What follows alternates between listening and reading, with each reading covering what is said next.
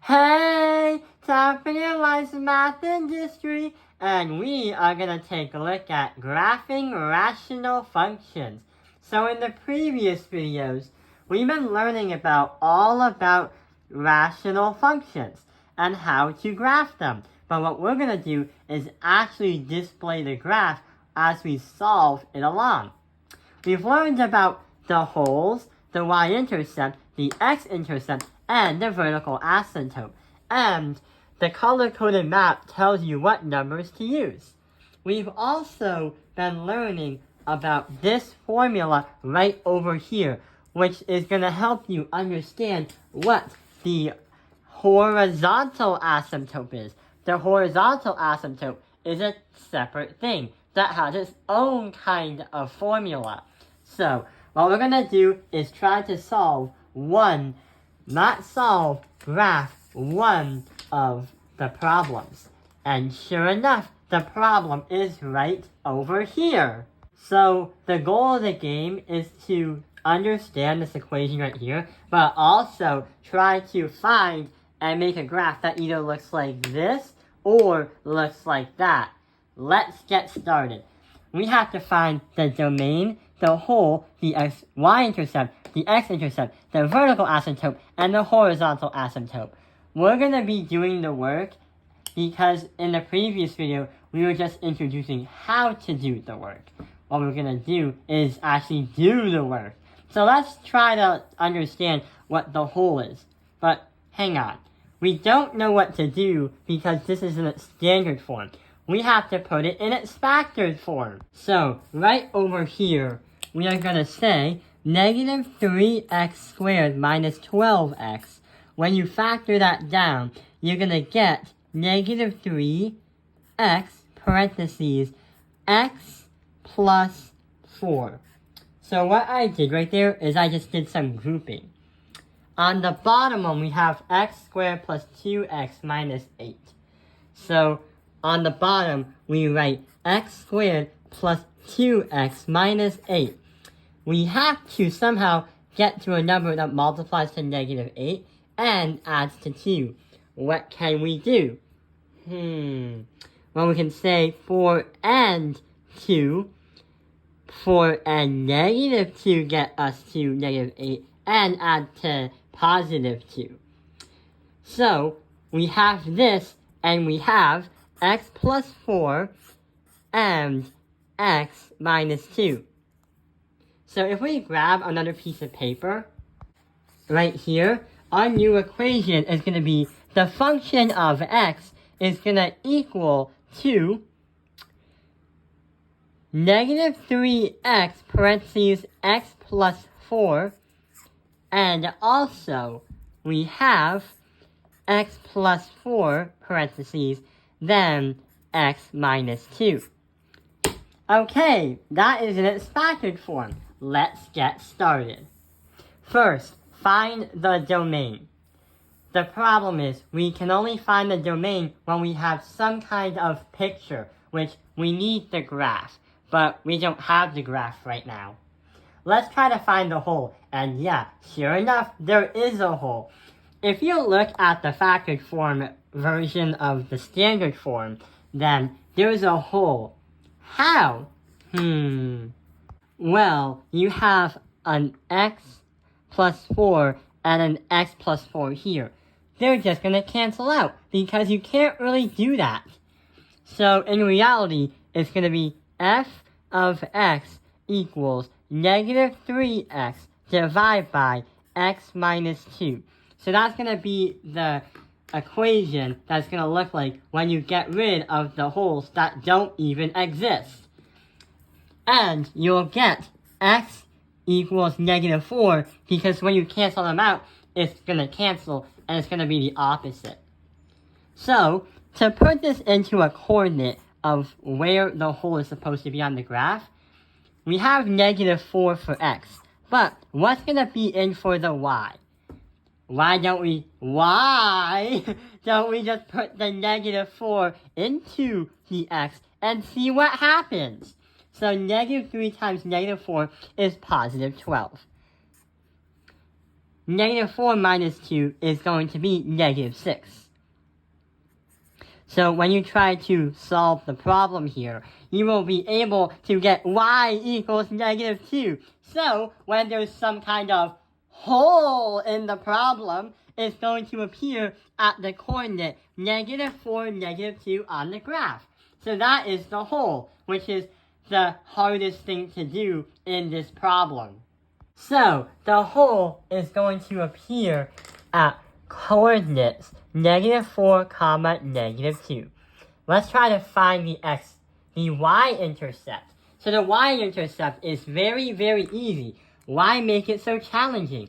So the point for y-intercept is like some kind of number of 0 as an x and a number for some kind of y. So why can't we just put the 0 in for the x? Which, yeah, we're supposed to be doing. So negative 3 times 0 is 0. And 0 minus 2 is negative 2. But when you do 0 divided by a number, it's okay. It's not going to appear as undefined as if you would be dividing by 0. So therefore, the coordinate for the y-intercept is 0, comma, 0. Let's take a look at the x-intercept. So we can rewrite the problem again and see what the x-intercept is. The x-intercept is going to be the top row, so you have to equal that to 0. Negative 3x equals 0. Divide by negative 3, divide by negative 3, and unfortunately, when we do 0 divided by any other number but 0, unfortunately, our x equals 0. So basically what happens is you will be able to have 0, 0 as a coordinate for x, for the x-intercept. The vertical asymptote. So right over here, I rewrote the problem. And when we use the vertical asymptote, we have to use the bottom of the problem. So we have to equal that to 0. So x minus 2 equals 0. Algebraically, you have to add by both sides. And x equals 2. But in order to understand what it is, it's not a coordinate. It's just some kind of line going up and down. A dashed line. A dashed or some kind of dashed line. So, a dashed line. So we're going to say just x equals 2. And we're going to put that as x equals 2. Now we have to focus on one more thing. The horizontal asymptote. So we do not need an extra piece of paper because the answer is literally right in front of you. If you were to understand that there's a formula, or if you ever watched the previous video, to find the horizontal asymptote, we use this formula right here. And not only that, there were some conditions that created a solution to what kind of problem each equation is. So we tend to use the exponents and also the coefficients, the leading coefficients. So we have a 2 and a 2 as an exponent. When you have exponents that are the same value or equal to each other, if n equals m, then the horizontal asymptote of a line is y equals a divided by b. Or, for example, y equals 2, or a fraction of y equals 3 over 4. But in this case scenario, we have a negative 3 and an x. So, what is the horizontal asymptote? Yeah, when we say y equals negative 3 over x, or negative 3 over 1, we're going to keep it as y equals negative 3. So, y equals negative 3. Now we have all the parts. Let's try to graph. So, right over here is an empty graph. It has a y and an x. Therefore, it's an xy graph. So, what is the first thing we should think about when putting all this information on the graph? Yeah, what I like to do is line up the vertical asymptotes and the horizontal asymptotes. So x is equal to 2. So I'm just going to put a dashed line of x equals 2 right over here. This is going to be a more simpler graph, so there's not really a lot of like those those lines that go up and down. The horizontal asymptote is y equals -3. So what we're going to do is put the y, or the horizontal asymptote, right over here as -3.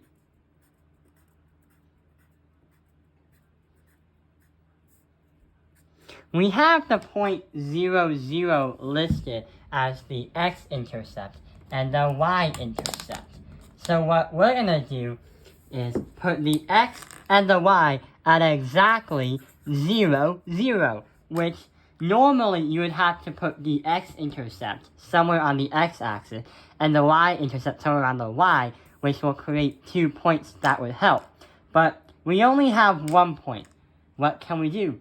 Oh, there's something missing that we forgot to add. The hole. I knew that there was some kind of hole or there was something missing in the graph. So there's going to be a hole of -4, -2. So I'm going to say 1, 2, 3, 4. 4, -2 is going to be right here. So it looks like the graph is going to go all the way here and wants to curve up like this, like a bunch of fighter jets doing those air shows. But there's one little problem. If we're trying to get to what this looks like, where these two graphs have like two lines that continuously go in opposite directions, how are we going to find that if we only have one?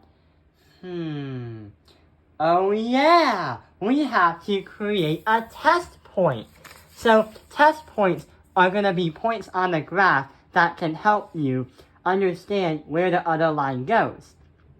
So we're going to write the same equation. Function of x is going to equal -3x divided by x minus 2. And what test point could help us out that would help us with the thing?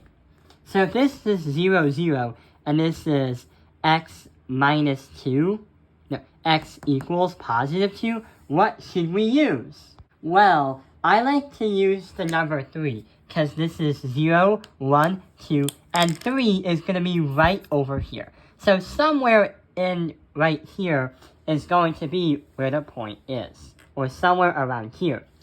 When you create a test point, it's a good idea to have the test point the opposite, or it's a good idea to have what you put in for x as the test point, the opposite of what you have created. So we have created this line on the left. So it's a good idea to go to the right side of the vertical asymptote to test the point out.